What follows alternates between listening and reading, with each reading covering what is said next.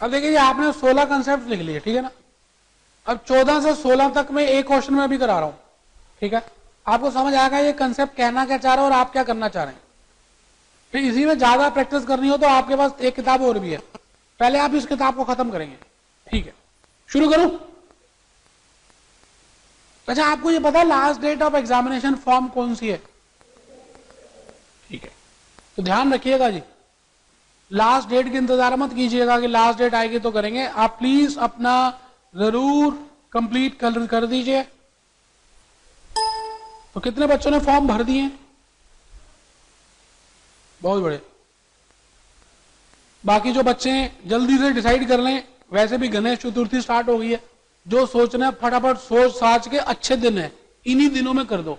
आगे कुछ दिन अभी ठीक नहीं आएंगे, फिर नवरात्रे आएंगे, तो अभी भर दीजिए इसी गणेश चतुर्थी के इन दिनों में। जो भरना है आपने, जो सोचना है सोच साच के भगवान जी के सामने या पर्ची डाल लीजिए, भगवान को कहिए कौन सी पर्ची है। वैसे आपको खुद सोचना है कितने ग्रुप देने हैं, ये तो मैं ऐसे ही बोल रहा हूं, लेकिन इन एक दो दिनों में भर दो। फिर मैं बताऊंगा आने वाले दिनों में जब नवरात्रे आएंगे तो आपको कुछ पेन खरीदने हैं, वो मैं बताऊंगा क्या करना है, वो सब बातें तब की तब करेंगे, अभी नहीं कर रहे। अभी जो कह रहा हूं वो करें बस। आइए क्वेश्चन नंबर 5 की तरफ हम बढ़ेंगे, और बहुत ही इंपॉर्टेंट क्वेश्चन नंबर 5 है इस समय। बस यही लास्ट क्वेश्चन है जी। आपकी घड़ी में कितना टाइम हो गया? जितना भी हुआ है। इस क्वेश्चन में 10 से 15 मिनट लगने, ज्यादा लगने भी नहीं है, लंबे से लंबे समय भी 10 से 15 मिनट लगेंगे। इसके बाद कुछ कराना नहीं है, पूरी छुट्टी है, पूरी छुट्टी, ठीक है। तो क्वेश्चन नंबर 15 की हेडिंग देखो क्या लिखी हुई है, कैश कॉस्ट। हेडिंग क्या लिखी हुई है, cash cost estimation of working capital. पहले 4 क्वेश्चनों में एस्टिमेशन दी, इसमें कुछ अलग एस्टिमेशन है, देखेंगे। Cost sheet is given to you, raw material 50 rupees, direct labour 20 rupees, overheads को अंडरलाइन कर दीजिए। ओवरहेड्स में ब्रैकेट में लिखा हुआ है डेप्रिसिएशन 10 रुपीज। ये नया मेहमान आया आपके घर, इसका ध्यान रखना है। अभी देखें, डेप्रिसिएशन 10 रुपीज, टोटल 40 रुपीज है। ओवरहेड्स अगर नेचर ना दिया जाए तो आप फैक्ट्री ओवरहेड मानेंगे, ये बात तो आपको पता ही है, खून खून में बस चुके, अंदर कण कण में जा चुकी है। Total cost, profit, selling price, information, average raw material is for 1 month. Underline कर दीजिए 1 मंथ को, खाली 1 महीने को अंडरलाइन करो। कुछ बच्चों को तो दिखाई नहीं अभी तक, 1 महीना अंडरलाइन करिए।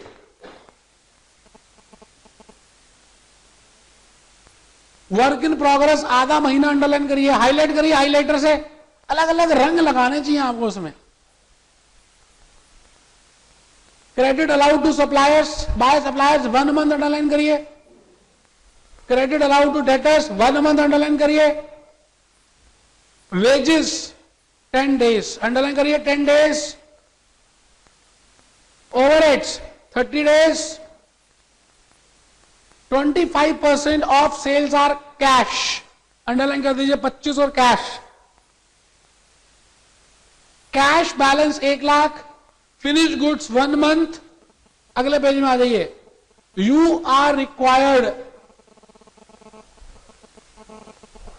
To prepare a statement showing working capital needed, underline कर दीजिए working capital needed,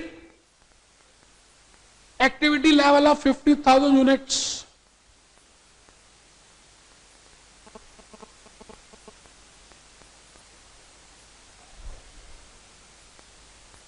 production is carried on evenly, हमेशा प्रोडक्शन इवनली होती है, ये हमें पता ही है। स्टेट योर अजम्पशन, अंडरलाइन कर दीजिए, अजम्पशंस को अपनी स्टेट करें।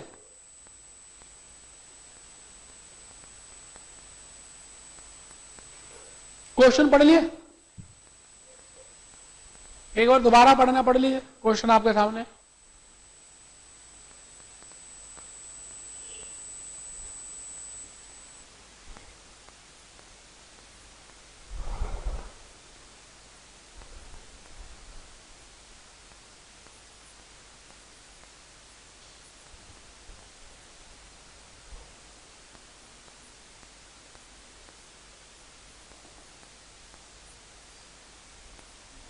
अच्छा, जिन्होंने पढ़ लिया, ऐसी महान आत्माएं मेरे सामने, महान आत्माएं बैठी हैं, कॉस्ट शीट बनाना शुरू कर देंगे वर्किंग नोट 1 में। अगर क्वेश्चन पढ़ लिया हो तो कॉस्ट शीट बनाना शुरू कर देंगी। महान आत्माएं, आत्मा परमात्मा, गजनी धर्मात्मा,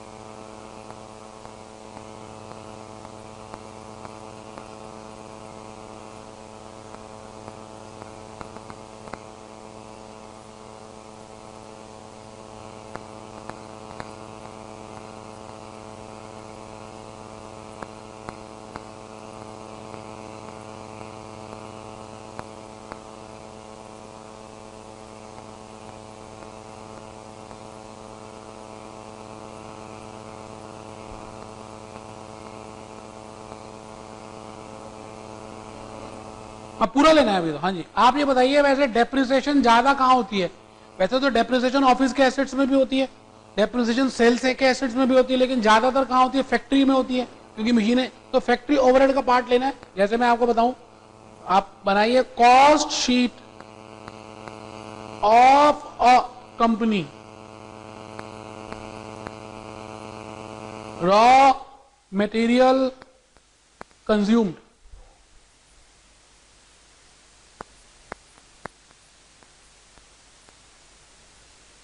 $50,000 units into 50, 25 lakh.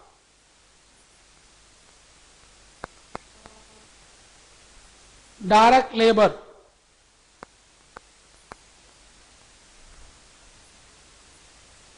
10 lakh.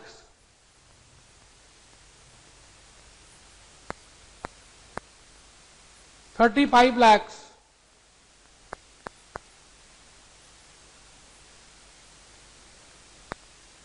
Prime cost,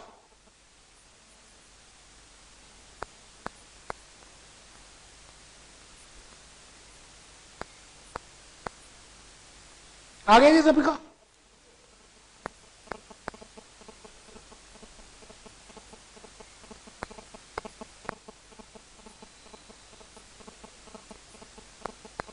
factory overheads. अब देखिए जी, फैक्ट्री ओवरहेड्स में मैं दो पार्ट लिख रहा हूं। एक तो लिख रहा हूं कैश फैक्ट्री ओवरहेड्स, और एक मैं लिख रहा हूं डेप्रिसिएशन।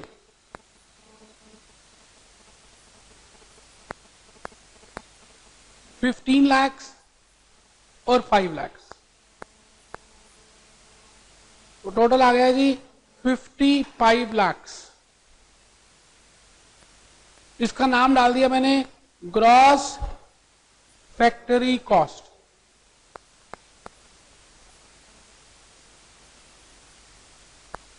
Gross factory cost. हाँ जी, 55 लाख तक समझ आ गए। मैंने अभी तक डेप्रिसिएशन, अच्छा कॉस्ट शीट में तो सारी कॉस्ट ही लिखते हैं, उसमें क्या हो गया? उसमें कोई मेथड थोड़ी है, कॉस्ट शीट को तो एक ही मेथड होता है। वो तो वर्किंग कैपिटल का एस्टिमेट करने के 2-3 तरीके हैं ना, वो भी देखते हैं। आइए आगे आइए। 55 लाख रुपए, यही मेरी टोटल कॉस्ट ऑफ प्रोडक्शन है, यही मेरी टोटल कॉस्ट ऑफ सेल्स है, और 65 लाख रुपए सेल्स है। शुरू कर दो मेरे बेटे, शुरू कर दो ना बेटे, आखिरी तो है ना बात, कर दो ना, करो हिम्मत, पास हो जाओ ना बेटे, अब तो जल्दी कर दो ना। सेल्स आ गया जी 65 लाख। यहां तक कोई दिक्कत? ये तो वैसे भी वर्किंग नोट है, अगर आपने थोड़ा बहुत आगे पीछे तभी कोई दिक्कत नहीं है। टोटल तो यही आ रहे हैं ना सबके। ठीक है, चलिए शुरू करते हैं। अभी मैंने आपको कहना है कि आप वर्किंग कैपिटल एस्टिमेट करना शुरू करें और हिम्मत रखें, मेन सॉल्यूशन में हेडिंग लिखे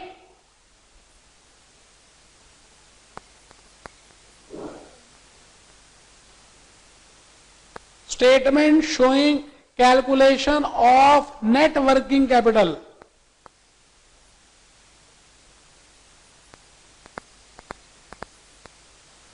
फंड्स ब्लॉक्ड इन करंट एसेट्स, फंड्स ब्लॉक्ड इन करंट एसेट्स। पहली साइकिल देखिए, रॉ मेटेरियल की लिखी हुई है, चल शुरू हो जा, लगा चक्कर, रॉ मटेरियल 1/12। बताओ इसकी मोहब्बत किसके साथ है? रॉ मेटेरियल की मोहब्बत किसके साथ है?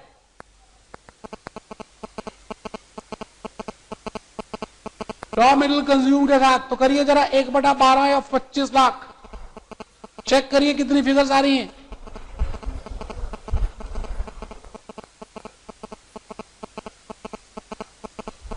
थोड़ा हाथ जल्दी जल्दी चलाना है, हल्की हल्की हल्की हल्की, धीरे धीरे स्पीड बढ़ानी है, होले होले धीरे धीरे प्यार को बढ़ाना है, हद से गुजर जाना है। तो थोड़ी स्पीड अब बढ़नी चाहिए आपकी, बढ़ जाएगी, अपने आप बढ़ेगी, टेंशन नहीं है। जब धीरे धीरे करेंगे अपने आप बढ़ जाएगी। कुछ चीजें सोचनी नहीं होती, हो जाती हैं, अपने आप ही हो जाएंगी। पहले बताओ, रॉ मटेरियल हो गया, नेक्स्ट साइकिल देखिए जी, next cycle material in progress is for half month. अब जुगाड़ आ गया, जुगाड़ करना है, जुगाड़, वर्किंग नोट बनाइए, जुगाड़ कीजिए। WIP आ गया, जुगाड़ करिए। Working note number 4, work in progress, factory cost, factory का संधि विच्छेद कर दीजिए।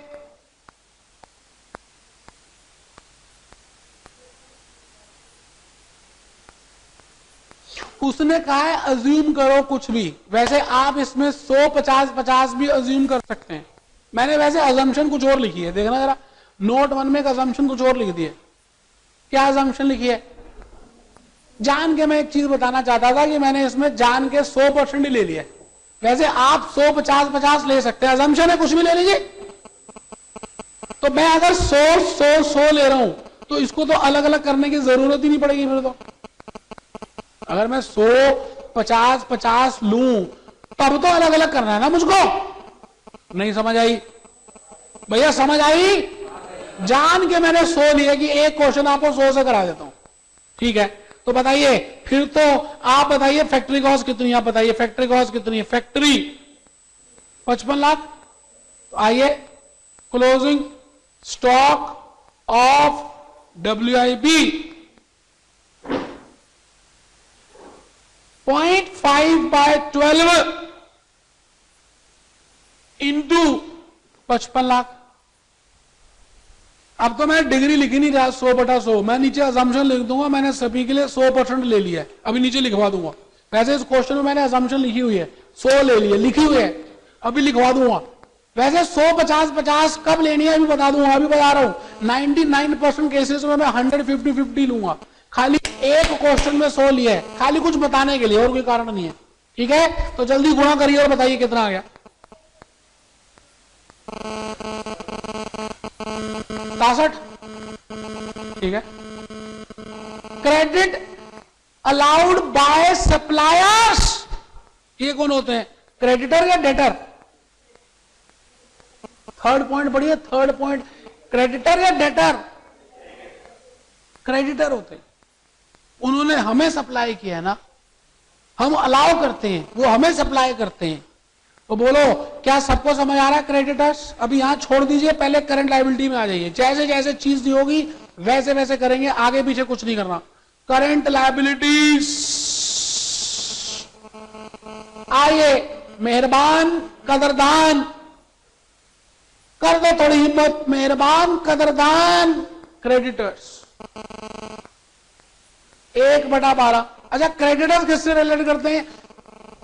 परचेजेस से, परचेजेस से, क्रेडिटर परचेजेस से रिलेट करते हैं। अच्छा परचेजेस ना दी जाए तो कंज्यूम्ड के बराबर लेना होता है। क्यों? क्योंकि कंज्यूम्ड कैसे आया होगा? Opening plus purchase minus closing. अच्छा ओपनिंग और क्लोजिंग भी ना दी जाए तो ओपनिंग और क्लोजिंग बराबर ले लेते हैं, तो परचेजिंग और कंज्यूम्ड बराबर होते हैं। देखिए कोई रट्टा शू नहीं करना, आपको लॉजिक बता रहा हूं कि क्यों कर रहे हैं ऐसा। रटना वटना कुछ नहीं। आइए आइए आइए परचेजेस बताइए, बोलिए। चलिए लिख दिया, क्रेडिटर्स लिख लिया।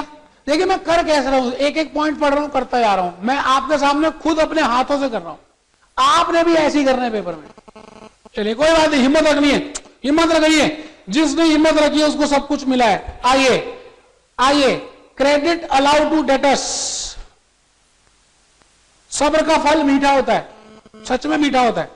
थोड़ी सी जगह छोड़ दीजिए फिनिश गुड्स की। मैं नीचे लिखे हूं closing balance of debtors 1 month 1/12 of, बताइए सेल्स कितनी है? 406। लो जी, सेल्स कितनी है? सेल्स मुझे नहीं पता, आप देखिए सेल्स कितनी है। मैं कॉस्ट शीट निकाल देता हूं।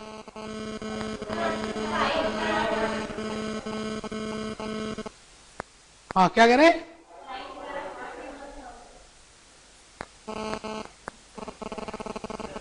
अच्छा ओहो ओहो, हरे राम, देखो कितनी भारी गलती कर गया मैं। यहां पर आपको दिया हुआ कैश सेल्स कितनी है, इसका मतलब क्रेडिट सेल्स कितनी होंगी? 75%। देखो नीचे लिखा हुआ, ऐसे होती है गलतियां। देखो मेरे से भी गलती हो गई। क्रेडिट सेल्स आपको 75% दी हुई है, देख लो नीचे भाई और बहनों। अगर वो पॉइंट ना लिखा होता तो मैं 100% सेल्स को क्रेडिट मानता, मैं मानती कि वो 100% होती, बट नीचे मेंशन होती कि 25% कैश सेल्स होती। इसका मतलब उधार 75% देती, तो 65 लाख का 75% करती और फिर 1/12 करती, तो दीपिका पादुकोण जैसे चेन्नई एक्सप्रेस में जाती, बताती कितना आती, हाँ गुणा करती 406, 4,06,250 आती। अब मैं आगे से ध्यान रखती कि कैश सेल्स होती, तो ध्यान रखती गुणा करने से पहले, आप भी ध्यान रखती। अगले पॉइंट में चलती, average time lag in payment of wages 10 days, 10 दिन, 10 दिन। अब दिनों का चक्कर आ गया, अगर 15 दिन होते तो मैं आधा महीना ले लेता, अब आधा महीना नहीं ले सकता, तो मुझे डेज तो मानने पड़ेंगे। अच्छा गिवन है, तो फिर तो 360 दिया हुआ है, चलिए 360 ले, अच्छा है। आइए आइए, आउटस्टैंडिंग वेजेस मैं उधार में दे रहा हूं, तो 10/360 इंटू, बताइए जी टोटल वेजेस कितनी होती, टोटल लेबर कितनी होती? 10 लाख होती, तो बताइए गुणा करती,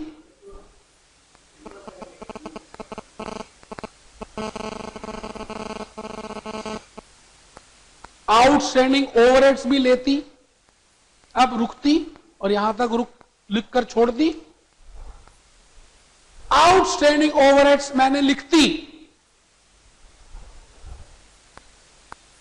आप बताइए आउटस्टैंडिंग का मतलब क्या होता है? जो मुझे पे करना था नहीं किया, ये तो मतलब होता है आउटस्टैंडिंग का। मुझे सैलरी देनी थी, नहीं दी। अच्छा जो चीज मुझे देनी नहीं थी कैश में, वो क्या कभी आउटस्टैंडिंग हो सकती है? नहीं समझ आया, नहीं समझ आया। मैंने कहा डेप्रिसिएशन मुझे देनी नहीं थी कैश में। अच्छा डेप्रिसिएशन का कैश में देते क्या? अच्छा डेप्रिसिएशन का मतलब क्या होता है कि भाई जो एसिड में यूज कर रहा हूं उसकी टूट फूट होती जा रही है, उसकी ऑब्सोल्यूट लॉस हो रहा है, तो उसमें मुझे कुछ ना कुछ खर्चे मिलने चाहिए, क्योंकि वो कैपिटल एसिड है, मैं डेबिट तो कर नहीं सकता, तो उसके ऊपर जितनी टूट फूट हुई है मुझे डेबिट हो जाए। जबकि एसेट थोड़ी खरीदते बार बार, वो तो खरीद चुके हो। मैं ये कहना चाह रहा हूं डेप्रिसिएशन कभी भी आउटस्टैंडिंग नहीं होगी। क्या कभी सुना है डेप्रिसिएशन आउटस्टैंडिंग? मैंने तो नहीं सुना। मैंने तो लंदन के कोर्स किए, अमेरिका के किए, मैंने तो नहीं सुना। एक भाई साहब कहते शायद सुना है। किसने सुना है जरा बताओ, डंडा लगाऊंगा। किसने सुना है? किसने सुना है? बोलो भाई साहब, डेप्रिसिएशन कभी आउटस्टैंडिंग हो ही नहीं सकती कभी नहीं हो सकती। चलिए यहां बताइए आउटस्टैंडिंग ओवरहेड्स कितना लिखूं, जल्दी बोलो। ओवरहेड्स कितने लिखूं? अब कॉस्ट शीट देखो, आप कॉस्ट शीट देखो, ये रही कॉस्ट शीट, ये रही ना, ये रही ना। कहां पे हो तुम? ये हो ना। 15 लाख तो कैश फैक्ट्री ओवरहेड्स हैं और 5 लाख क्या है? अच्छा आउटस्टैंडिंग कितने होंगे? 15, 5 या 20? आ जाओ, देखा डंडे का कमाल, ये होता है डंडे का कमाल, आंसर आना लग जाता है। करो करो।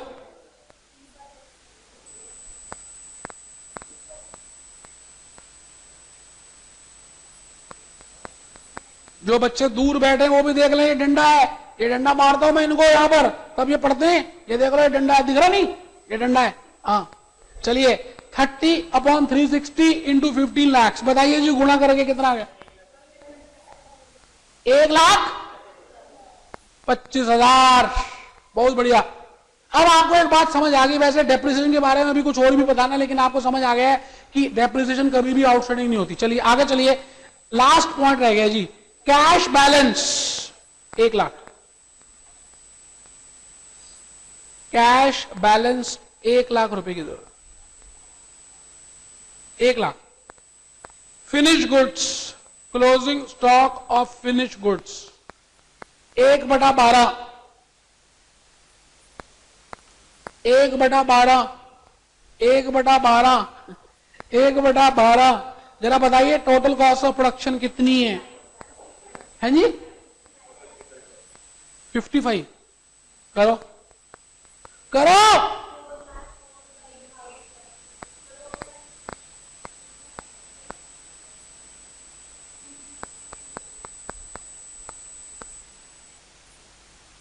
$4,58,334। ठीक है, सब लिख दीजिए, सब लिखिए, सब लिखेंगे, सब करेंगे, आगे बढ़ेंगे, आगे बढ़ेंगे, सब करेंगे।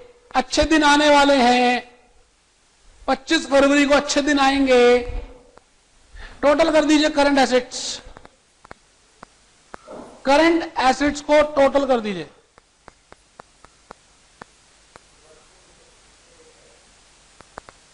सभी बच्चे करेंगे, करंट एसेट्स को टोटल करेंगे।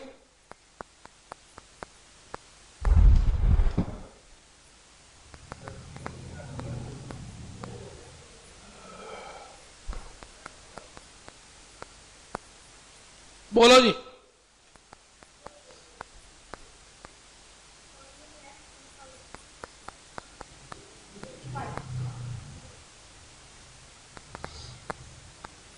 Total of current assets.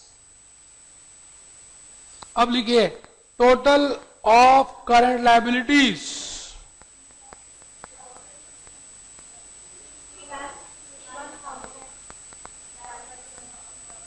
बहुत बढ़िया, अति उत्तम, अति उत्तम। ये तो आंसर आप देखिए, मैंने नीचे लिखा आ भी गया आपका, चेक करिए। सीएस में 5 बार आ गया, आईसीओपीएल की स्टडी में भी है। बहुत इंपॉर्टेंट क्वेश्चन इस समय आप कर रहे हैं, लेकिन अभी एक क्वेश्चन में थोड़ी सी बात बाकी रह गई है तो मुझे बतानी है। अपने एक्सपर्ट कमेंट्स अभी बोल रहे हैं। पहले 10,40,973 तक सबका आ गया क्या? और 2 मिनट की बात रह गई भाइयों और बहनों, और आज एक बड़ी इंपॉर्टेंट आपको प्रेजेंटेशन मिलने वाली है। मैंने एक बड़ी इंपॉर्टेंट मैडम को यहां पे बुलाया है, जो अभी आपको 5-10 मिनट बताएंगे कि ट्रेनिंग अगर नहीं मिल रही तो ट्रेनिंग के साथ साथ आप और क्या कर सकते हैं जिससे कि आपकी लाइफ में बदलाव आ जाए। अभी पहले 10,40,973 तक आ गया क्या? अच्छा मैं आपसे कहता हूं, लिखिए इसका इंटरप्रिटेशन लिखिए। It implies rupees 10 lakh 40,973 rupees will be required for smooth functioning of operating activities. Smooth functioning of operating activities. आप मेरी बात सुन रहे हैं? बस अब 1 मिनट आप अपना टाइम ले लीजिए, बिल्कुल जो मैंने बोलना है बहुत इंपॉर्टेंट बोलना है।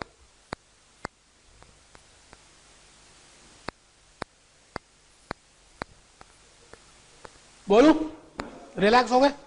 ठीक है, रिलैक्स कर लिया, ढीले हो गए? ठीक है।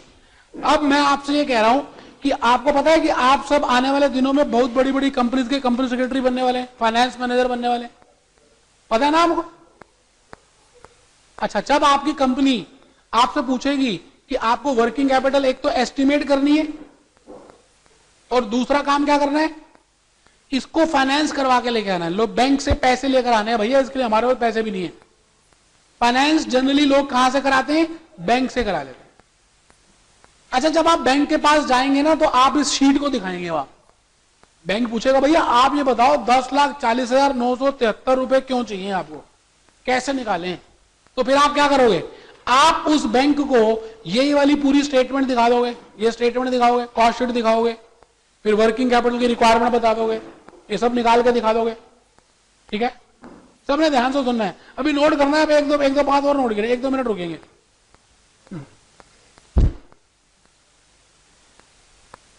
जब आप ये स्टेटमेंट दिखा रहे होंगे तो बताइए HDFC बैंक ने भी तो किसी ना किसी CS को अपॉइंट किया होगा, वो आपकी स्टेटमेंट चेक करेगा। वो पता है क्या करेगा? आपकी स्टेटमेंट में कुछ गलतियों की वजह से काटा मार देगा।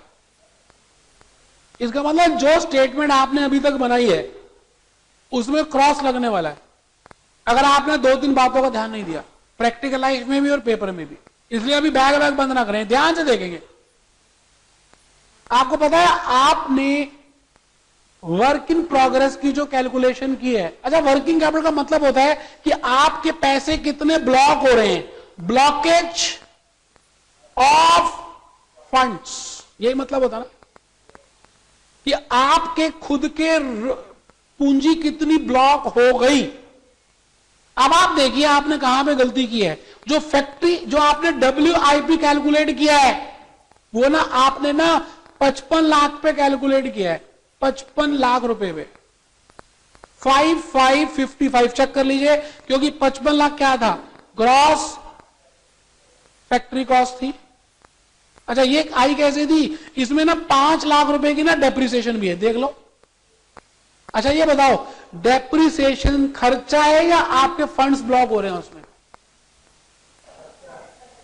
मुझे मतलब फंड्स तो ब्लॉक नहीं हो रहे ना। डेप्रिसिएशन क्या चीज होती है? Non cash expense. पहले बताओ ये सब एग्री करते हैं या नहीं? मैंने कहा ये नॉन कैश एक्सपेंस होते हैं। इसका मतलब आपने जो 55 लाख रुपए पे ये कैलकुलेशन की है एक्चुअली में ठीक नहीं की, क्योंकि इसमें 5 लाख रुपए की डेप्रिसिएशन भी आ रही है, और डेप्रिसिएशन में आपके पैसे ब्लॉक नहीं होते। आपके पैसे ब्लॉक कहां होते हैं? जो एक्चुअली में आपके पैसे लगे हों। इसका मतलब आपको ये कैलकुलेशन किस पे करनी चाहिए थी? 50 लाख पे। ये कैसे आया? ये देखो मैं आपको थोड़ा सा बताऊं, ये फिगर कैसे आई, ये फिगर्स कैसे आई, ये देखिए आप जरा ध्यान से, ये देखिए, ये देखिए, ये देखिए, ये जो 5 लाख रुपए है ये आपने यहां पर ऐड तो कर दिया था क्योंकि कॉस्ट शीट ऐसी बनती है, लेकिन मैं आपसे ये कहना चाह रहा हूं कि ये जो 5 लाख रुपए आपने डेप्रिसिएशन की वजह से ऐड किए ये गलत किए हैं। मतलब आपको यहां तो करने थे लेकिन वर्किंग कैपिटल में नहीं आने चाहिए थे, क्योंकि आपके पैसे नहीं ब्लॉक हो रहे। दूसरी गलती पता कहां की है आपने? एक गलती और की है, एक तो गलती यहां की है, गलती नंबर 1। दूसरी गलती यहां कर दी, फिनिश्ड गुड्स को आपने 55 लाख पे दोबारा से वैल्यू कर दिया। अच्छा 55 lakh total cost of production है, बिल्कुल ठीक है, लेकिन उसमें भी तो 5 लाख की डेप्रिसिएशन है। अच्छा तीसरी गलती यहां कर दी डेटर्स में, अच्छा, डेटर्स में ना दो गलतियां कर दी। एक तो गलती कर दी कि आपने उसमें प्रॉफिट डाल दिया। देखिए, आपने डेटा सेल्स पे निकाली है। अच्छा, सेल्स में प्रॉफिट भी है। अच्छा, प्रॉफिट कोई आपकी ब्लॉकेज थोड़ी हो रही है फंड्स की, वो तो मिल रहे हैं। और एक उसमें डेप्रिसिएशन भी है। अच्छा, गलती ना तीन ही जगह होती है और कहीं होती नहीं, क्योंकि जहां जहां पे डेप्रिसिएशन होता है और जहां जहां पे प्रॉफिट होता है वहीं पे गलती होती है। आप मेरी बात सुन रहे हैं या नहीं सुन रहे? इसका मतलब आप एस्टिमेशन करते समय इस बात का जरूर ध्यान देंगे कि आपकी जो एस्टिमेशन है, एक तो वो दो तरह से हो सकती है। एक तो है जी टोटल कॉस्ट अप्रोच और दूसरी है जी कैश कॉस्ट अप्रोच। मैंने कहा जी दो तरह से आपकी एस्टिमेशन हो सकती है, एक टोटल कॉस्ट अप्रोच और एक कैश कॉस्ट अप्रोच। अच्छा, टोटल कॉस्ट में जो किया बिल्कुल ठीक है, जो किया अभी ठीक है, बट अगर पेपर में आ गया कि कैश कॉस्ट से करो तो फिर ये गलत है जो किया। उसमें तीन जगह गलतियां की आपने, तीन जगह। एक जगह कहां की है, मुंह से बोलो, सभी बच्चे बोलो, पहली गलती कहां की है? अच्छा, दूसरी गलती कहां की है? अच्छा, तीसरी गलती कहां की है? अच्छा, WIP अभी तक जो निकाली आपने वो ग्रॉस फैक्ट्री कॉस्ट पे निकाली, एक्चुअली में निकालनी पता कहां चाहिए थी? कैश फैक्ट्री कॉस्ट पे। अच्छा, फिनिश गुड्स कहां निकालनी चाहिए थी? कैश कॉस्ट ऑफ प्रोडक्शन पे। अच्छा, ये लिख चुके हैं, आपने लिखना नहीं है। अच्छा, डेटर्स किस पे निकालने चाहिए थे? Cash cost of. अब देखिए ये इसका मतलब क्या है, ये कौन सा बच्चा बताएगा? ग्रॉस फैक्ट्री कॉस्ट का मतलब क्या है? ग्रॉस फैक्ट्री कॉस्ट माइनस, अच्छा कैश कॉस्ट ऑफ प्रोडक्शन क्या होती है? Total cost of production minus, अच्छा कैश कॉस्ट ऑफ सेल्स क्या होती है? सेल्स में से दो चीजें कम करेंगे, एक तो प्रॉफिट। आप मेरी बात समझ रहे हैं? इसका मतलब एक तो गलती कहां होगी वो मैं बता रहा हूं, आप आगे बस 1 मिनट लगेगा, लिखिए स्टेटमेंट शोइंग, लिखिए 1 मिनट के लिए, बैक खोलिए। Estimation of net working capital, आपने अभी तक जो कैलकुलेशन किया है वो ऐसे किया है। अब आप दो स्टेटमेंट इकट्ठी बनाएंगे जैसे मैं बना रहा हूं। Closing stock of raw material के बाद आपने लिखा था WIP, फिर आपने लिखा था closing stock of finish goods, फिर आपने लिखा था क्लोजिंग बैलेंस ऑफ डेटर्स, फिर आपने लिखा था एवरेज कैश बैलेंस। कसम होगी आपको अगर आपने दोबारा से बैग खोल के ना किया तो, बता रहा हूं मैं आपको। हाँ बता दे, कसम चढ़ा दी सबको, आगे आपकी मर्जी है। 6 महीने का चक्कर है, विद्या माता की कसम चढ़ाई है मैंने। Creditors, outstanding wages and outstanding overheads,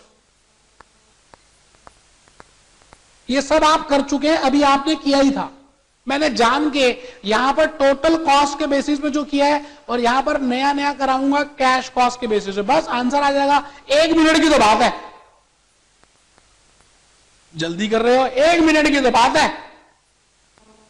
फिर इतनी इंपॉर्टेंट प्रेजेंटेशन आपको देखनी है, ट्रेनिंग कैसे मिले, उसके लिए आज एक मुद्दा रखा हमने, 5-10 मिनट की प्रेजेंटेशन है, ट्रेनिंग कैसे मिले, अभी आ रहे हैं उस पर। पहले बताइए आराम से। अच्छा, ये तो आपने अभी अभी किया ही था, ये किया था कहां पे था ये? हाय राम, कॉपी पेस्ट मारते हैं, हाय राम हाय राम, ये था ना 2,08,334 229 167, ठीक है। 2,08,334 229 167। मुझे पता आप मेरी मदद नहीं करोगे, कोई नहीं, मैं दोबारा चले जाऊंगा उस शीट में, दोबारा नहीं जा सकता मैं। 458,334, कोई नहीं, बहुत देखें, ना करो, मैं खुद करूंगा। देखो एक तो आ गया मदद करने, 458, ये कितना? 33। हाँ, अब बताओ डेटर्स बताओ, देखा है ना, साथी हाथ बढ़ाना, एक अकेला थक जाएगा, मिलकर हाथ बढ़ाना। कितनी अच्छी मैडम है, कितनी अच्छी मैडम है। उनको दिख रहा है कि मास्टर जो है 2.5 घंटे से बोलता है मैं कुछ तो मदद कर दूं इसकी, लेकिन आप सबके अंदर मन नहीं है, अंदर पता नहीं क्या घुसा हुआ है आपके अंदर। अच्छा, टोटल करो, टोटल बताओ, करंट एसेट का टोटल कितना है? 140, लो लो। क्रेडिटर्स बता दो, कितनी अच्छी है मैडम।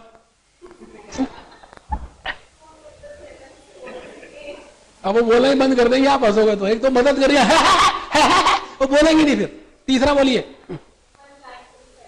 चलिए जी, 1,25,000 रुपए तक आ गए हैं, यहां तक आराम से आ जाइए, कोई टेंशन नहीं है। मुझे 1-2 मिनट और चाहिए, बस खत्म हो गया काम। अब करंट लायबिलिटीज आपने निकाल ली थी, कितनी थी? ठीक है, और इसके बाद आपने नेट वर्किंग कैपिटल निकाल लिया था। अब कैश कॉस्ट में और वर्क टोटलिटी कॉस्ट में तीन ही जगह डिफरेंस आता है, इसलिए मैं जहां जहां डिफरेंस नहीं आता पहले वो तो लिख ही देता हूं, जहां जहां डिफरेंस आता है बस वही रहने दूंगा। देखो करंट लायबिलिटीज में डिफरेंस नहीं आता, पहले भी ऐसी थी अभी भी ऐसी है, कोई डिफरेंस नहीं है जी। तीन जगह डिफरेंस है, आंटी नंबर 1, हीरो नंबर 1, बीवी नंबर 1। लो, तीन में डिफरेंस आएगा जी, WIP में, फिनिश गुड्स में, डेटर्स में। बस टोटलिटी में करें या कैश कॉस्ट में करें, डिफरेंस तीन में ही आता है। क्या मेरी बात समझ रहे हैं? अच्छा, डिफरेंस अगर WIP में आता है तो अब आप WIP किस पे करेंगे? 50 लाख पे। चलिए करिए, आइए, 1 सेकंड लगेगा। कितना था WIP? 0.5/12 इंटू 50 लाख, 100% तो लिया था। कितना आ रहा है जी? देखो मेरे शेरों ने पहले कर लिया, 2,08,334। 0.5/12 इंटू 50 लाख, 2,08,334। सबको समझ आ गया 50 लाख क्यों लिए? अब आ जाइए finish goods. Finish goods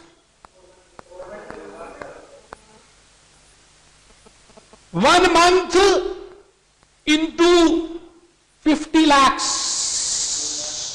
50 lakh, 50 lakh. Chance की बात है ना, ऑफिस ओवरहेड्स नहीं है, इसलिए 50 लाख भी कर रहे हैं। बोलो, लो, आप भी क्या याद करोगे, किसी से पाला पड़ा था कैश कॉस्ट में? 4,16,667। समझ आ गए 50 पे क्यों कर रहे हैं? समझ आ गए? चलो लास्ट बता दो तो मैं मान जाऊंगा कि आपको समझ आ गया, अगर लास्ट ठीक ठीक बता दिया। डेटस का, क्योंकि उसमें दो चीजें कम करनी है, आप क्या करो, पहले सेल्स निकाल लो, चुपके चोरी। बताओ कितनी सेल्स है?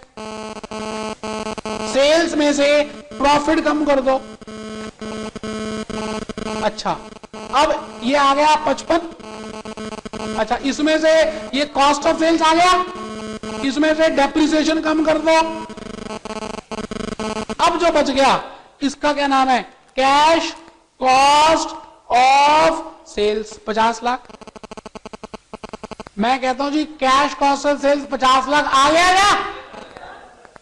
दो चीजें कम करते हैं डेटर्स में, एक प्रॉफिट और एक डेप्रिसिएशन। नहीं समझ आया तो फिर गुणा करके बताओ तो सही, आगे बची फिगर कितनी आई? हाँ, 50 लाख इंटू 75% मत करना भूलना भाई और बहनों, 75% करना मत भूलना। इंटू, बोलो ना, बोलते भी तो नहीं हो, बोलो ना।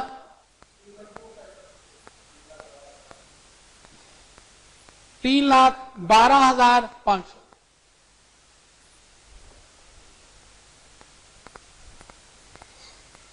क्या सभी को डेटर्स समझ आ गए? मैंने दो चीजें लेस की हैं, खाली तीन ही जगह चेंजेस आएंगी। जरा मुंह से बोलना, पहले किस में आएंगे? सभी ने बोलना है, पहले किस में चेंज आएगा? अरे जो नहीं बोलेगा उसके पेपर अच्छे नहीं होंगे। पहले किस में चेंज आएगा?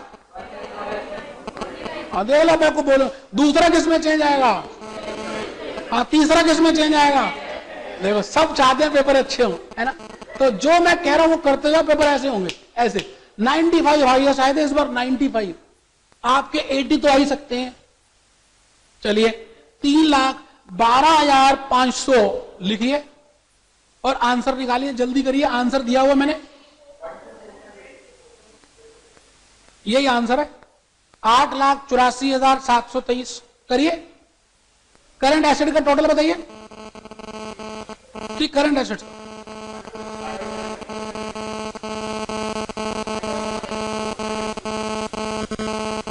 8, कोई बात नहीं, 12 लाख मैं होता तो मैं ऐसे बोल, अब आपका मैनेजिंग डायरेक्टर आपसे पूछेगा, आप बोला लिख दे 1 2 4 5 8 3 5। अब आप प्रोफेशनल बनने जा रहे हैं, आपने बोलना है 12,45,830, ऐसे अभी से आदत डाल लो।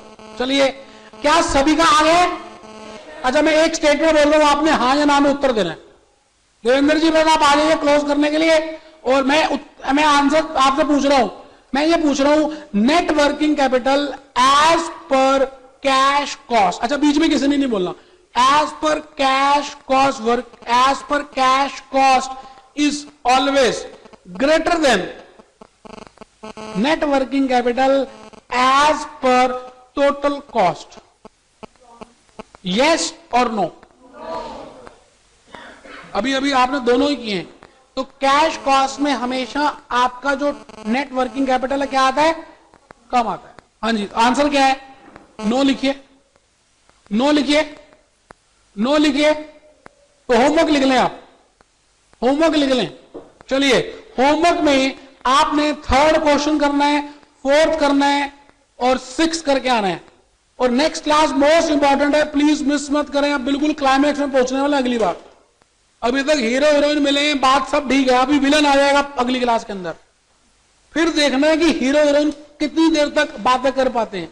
विलन की एंट्री होने वाली है, तो अगली क्लास क्लाइमैक्स है, टॉप लेवल तक चले जाएंगे हम। तो होमवर्क जरूर करके आए।